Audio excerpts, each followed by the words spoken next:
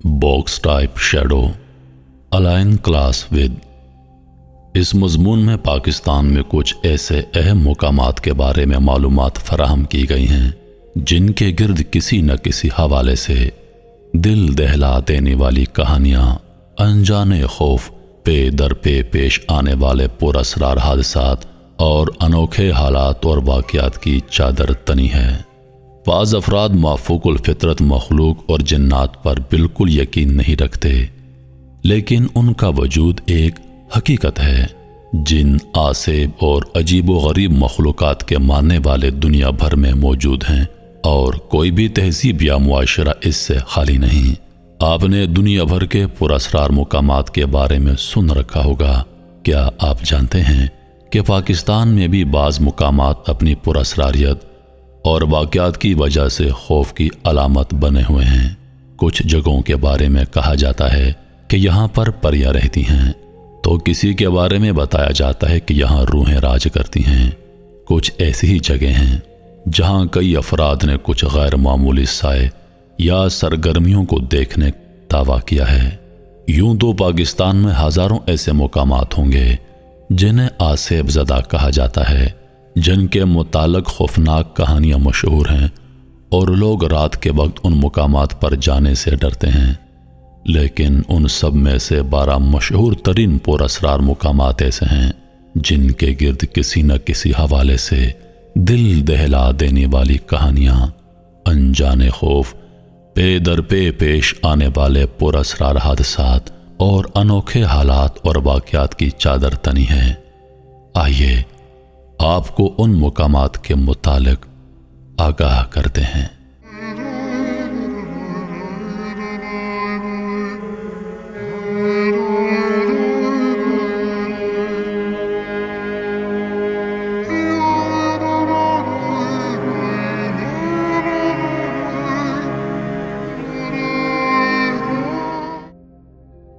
कोहे चिल्तन। कोहे चिल्तन क्वेटा बलूचिस्तान के करीब वाक़ है। इस पहाड़ी सिलसिले चिल्तन में वाक़ सबसे बुलंद चोटी है, जिसकी ऊंचाई 3194 मीटर यानी 10,489 फीट है और ज़रगून और कोहे तख्तू के बाद क्वेटा की तीसरी बड़ी चोटी और बलूचिस्तान की 5वीं बड़ी चोटी में शुमार होती है। चिल्तन दरअसल फ़ारसी और बलोची ज़ुबान का लफ्ज़ चहलतन है, जिसके मानी हैं 40 जिस्म। कोयटा के करीब वाक़ इस पहाड़ी के बारे में मशहूर है कि ये एक पुरअसरार जगह है। यहाँ उन 40 बच्चों की रूहें भटकती हैं जिनके वालिदैन ने उन्हें तन्हा मरने के लिए वहाँ छोड़ दिया था। मुकामी अफराद इस बारे में एक दास्तान सुनाते हैं। दास्तान के मुताबिक सदियों कबल एक गरीब बे औलाद जोड़ा औलाद के लिए किसी बुजुर्ग के पास जा रहा था। बुजुर्ग की दुआ कबूल हो गई और उनके यहाँ एक नहीं, 2 नहीं बल्कि 40 बच्चों की विलादत हुई। ये गरीब जोड़ा इतने सारे बच्चों की कफालत नहीं कर सकता था, चुनांचे उन्होंने एक बच्चे को अपने पास रखकर 39 बच्चे उस पहाड़ पर छोड़ दिए। कुछ अरसे बाद औरत ये सोचकर पहाड़ पर गई कि शायद उन बच्चों की मौत वाक़ हो चुकी होगी, लेकिन वो सब वहाँ पर जिंदा थे। बीवी खुशी से शौहर को ये बताने के लिए वापस आ गई और एक बच्चा जो उनके पास था वो पहाड़ पर छोड़ गई। कुछ देर बाद जब दोनों मियाँ बीवी पहाड़ पर पहुँचे तो सारे बच्चे गायब हो चुके थे। यह दास्तान सच्ची हो या झूठी, लेकिन मुकामी अफराद का कहना है कि आज भी उन्हें 40 बच्चों की रूहों के चीखने, चिल्लाने और रोने की आवाज़ें अक्सर व बेशतर सुनाई देती हैं। चौखंडी का कब्रिस्तान। चौखंडी कब्रिस्तान कराची से 29 किलोमीटर मशरक में कराची की नेशनल हाईवे पर वाक़ है। चौखंडी दीदाज़ेब और मुनफरद तर्ज तामीर के हामिल कब्रों के बायस पूरी दुनिया में मशहूर है। 2.5 किलोमीटर से ज़्यादा रकबे पर फैले इस कब्रिस्तान में मोरखीन के मुताबिक बाज़ कब्रें 16वीं सदी ईस्वी के बाज़ कबाइल के सरदारों का मदफन है। 600 साल कदीम मस्तरूका इस कब्रिस्तान के बारे में मशहूर है कि यहाँ आसेब का साया है और रूहें अक्सर यहाँ पर भटकती रहती हैं। इसलिए कोई भी शख्स शाम के बाद इस कब्रिस्तान में जाने की जुर्रत नहीं करता। قریب کی آبادیوں میں رہائش پذیر افراد کا کہنا ہے کہ شام ہوتے ہی یہاں پر پراسراریت کا راج ہو جاتا ہے اور یہاں سے غیر مانوس آوازیں اور ہیولے نظر آتے ہیں۔ جیسے ہی سورج غروب ہوتا ہے تو یہاں موجود بعض قبریں جلنے لگتی ہیں اور بہت زیادہ گرم ہو جاتی ہیں۔ کچھ لوگوں کا کہنا ہے کہ انہیں اکثر رات کے وقت قبرستان سے لوگوں کے چیخنے چلانے کی آوازیں آتی ہیں۔ اس کے علاوہ کہا جاتا ہے کہ اس قبرستان میں کئی پراسرار واقعات رونما ہو چکے۔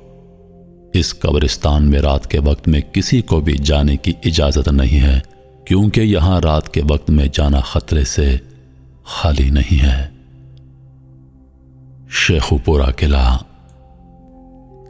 لاہور کے قریبی شہر شیخوپورہ کے جنوب میں واقع قلعہ شیخوپورہ مغل شہنشاہ جہانگیر کے دور میں تعمیر ہوا۔ بعد میں سکھ حکمران اور برطانوی دور حکومت میں بھی یہاں رہائش رہی۔ ایک وقت تھا کہ اس قلعے میں ملکہ اور شہزادیاں رہا کرتی تھیں۔ اب یہ قلعہ ٹوٹ پھوٹ کا شکار ہے اور نہایت بری حالت میں ہے، لیکن کوئی اس کی تعمیر نو کرنے کو تیار نہیں اور اسے درست کروانے کی ہمت نہیں رکھتا، کیونکہ لوگوں کا کہنا ہے کہ قلعے میں اب بھی ان ملکہ اور شہزادیوں کی روحیں آتی ہیں۔ مقامی افراد کے مطابق کئی صدیاں قبل اس قلعے میں رہنے والی ملکہ کی روح اب بھی یہیں پر رہتی ہے اور وہ غیر متعلقہ افراد کی موجودگی سخت ناپسند کرتی ہے۔ جھیل سیف الملوک بالاکوٹ سے وادی کاغان اور ناران جانے والی شاہراہ پر سربفلک اور برف پوش پہاڑوں کے درمیان سطح سمندر سے 3224 میٹر 10,578 فٹ کی بلندی پر ایک انتہائی خوبصورت جھیل واقع ہے، جسے جھیل سیف الملوک کہتے ہیں۔ دنیا بھر سے سیاح اسے دیکھنے کے لیے آتے ہیں۔ اس جھیل سے متعلق ایک افسانوی داستان مشہور ہے۔ یہ قصہ ایک فارسی شہزادے اور ایک پری کی محبت کی داستان ہے۔ کہا جاتا ہے صدیوں قبل ایک فارسی شہزادہ سیف الملوک اور پریوں کی رانی بدیع الجمال ایک دوسرے کے عشق میں مبتلا ہو گئے، لیکن کچھ لوگوں کو یہ پیار ایک آنکھ نہ پایا اور انہوں نے دونوں کو قتل کر دیا، اور تب سے اب تک ہر رات کو پریاں اسی جگہ پر آ کر اپنی ساتھی کو یاد کر کے روتی ہیں۔ جھیل کے ارد گرد کا علاقہ مکمل غیر آباد ہے۔ آج بھی لوگوں کا ماننا ہے کہ یہاں اکثر رات کو پریاں اترتی ہیں۔ بعض لوگ اس جھیل کو تلسمانی جھیل کہتے ہیں۔ شمشان گھاٹ حیدرآباد حیدرآباد میں واقع شمشان گھاٹ، جہاں ہندو اپنے انتقال کر جانے والے لوگوں کی چتائیں جلاتے ہیں، اس کے بارے میں دعویٰ کیا جاتا ہے کہ جن لوگوں کو یہاں جلایا جاتا رہا ہے ان میں سے بعض کی روحیں اب بھی یہیں بھٹکتی پھر رہی ہیں۔ یہ شمشان گھاٹ تقریباً 250 سال پرانا ہے۔ شمشان گھاٹ کے گارڈ اور دیگر سٹاف کا کہنا ہے کہ غروب آفتاب کے بعد اکثر یہاں کئی بچے کھیلنے کے لیے آتے ہیں اور عجیب و غریب قسم کی آوازیں نکالتے ہیں۔ ان میں سے کسی کو بھی کبھی گیٹ سے آتے ہوئے نہیں دیکھا گیا۔ یہ بچے پتہ نہیں کون سی جگہ سے آتے ہیں اور کھیلنا شروع ہو جاتے ہیں، اور صبح سورج نکلنے سے قبل اپنا کھیل ختم کرنے کے بعد غائب ہو جاتے ہیں۔ رات بھر پراسرار آوازیں بھی سنائی دیتی ہیں۔ بچے جہاں کھیلتے ہیں وہیں نمودار ہوتے ہیں اور پھر وہیں سے غائب ہو جاتے ہیں۔ ڈالمیا روڈ کراچی کارساز اور جوہر کو ملانے والی سڑک ڈالمیا روڈ کراچی کی معروف ترین سڑکوں میں شمار ہوتی ہے۔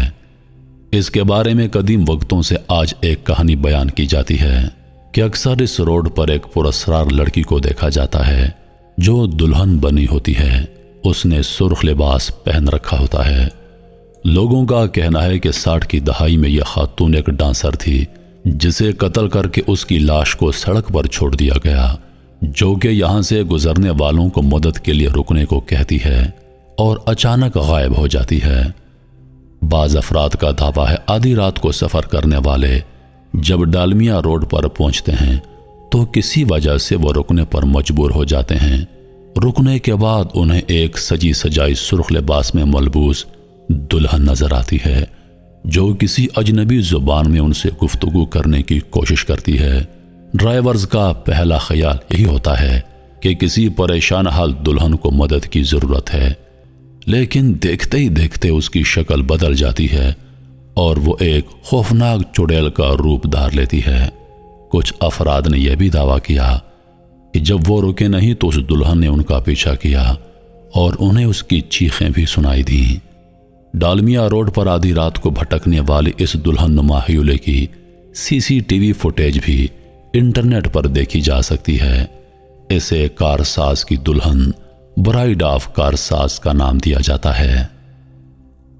کالا باغ ڈیم۔ آپ نے کالا باغ ڈیم کے بارے میں بہت کچھ پڑھا ہوگا جو بعض وجوہات کی بنا پر بن نہ سکا، لیکن کیا آپ کو معلوم ہے کہ طویل عرصے سے بند پڑے اس پروجیکٹ کی سائٹ پر بنے مکانات اب کھنڈرات اور بھوت بنگلوں میں تبدیل ہو گئے ہیں، اور جس جگہ یہ ڈیم بننا تھا وہاں پر پراسرار بڑھیا بھی راتوں کو پھرتی ہوئی پائی جاتی ہے۔ جن لوگوں نے اس بڑھیا نما چڑیل کو دیکھا ہے ان کا کہنا ہے کہ یہ چھوٹے قد فربا جسم لمبے بالوں والی بڑھیا راتوں کو وہاں چلتی ہوئی دیکھی جا سکتی ہے۔ کوہ سلیمان۔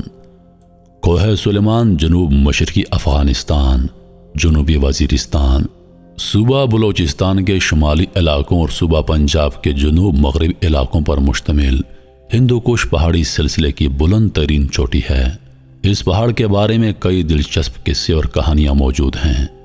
جتنے قصے اور کہانیاں ہیں اتنا ہی یہ پہاڑ پراسرار ہے۔ مقامی لوگ اسے برق پوش پہاڑ بھی کہتے ہیں۔ برقع پوش اس لیے کیونکہ بعض اوقات یہ انتہائی قریب سے بھی دکھائی نہیں دیتا، البتہ بارش ہو جائے تو یہ میلوں دور سے نظر آتا ہے۔ اس پہاڑ پر ایک تخت بھی موجود ہے جسے مقامی لوگ تخت سلیمان کہتے ہیں۔ اس تخت کے بارے میں روایت ہے کہ اس جگہ پر سلیمان علیہ السلام کا تخت جو ہوا میں اڑتا جا رہا تھا کچھ لمحوں کے لیے ٹھہر گیا۔ اس پہاڑ کی چوٹی کو بھی دیکھ کر ایسے لگتا ہے جیسے یہ خاص طور پر بیٹھنے کی جگہ ہو۔ اس پہاڑ پر جنات کی موجودگی کے واقعات منسوب ہیں۔ دہا بیجی۔ کراچی سے 15 کلومیٹر دور سندھ کے قصبہ دہا بیجی ٹاؤن میں ہارجینا نامی ایک فشنگ پوائنٹ ہے جو آسیبی علاقے کے طور پر جانا جاتا ہے۔ مقامی ماہی گیروں کے مطابق اکیلے وہاں پر جانا یا سورج غروب ہونے کے بعد وہاں جانا خطرے سے خالی نہیں کہ کہیں آپ رات کو وہاں مچھلی کے شکار کو جائیں اور کسی بے چین بدروح بھوت پریت کا نشانہ نہ بن جائیں۔ شہر روغن۔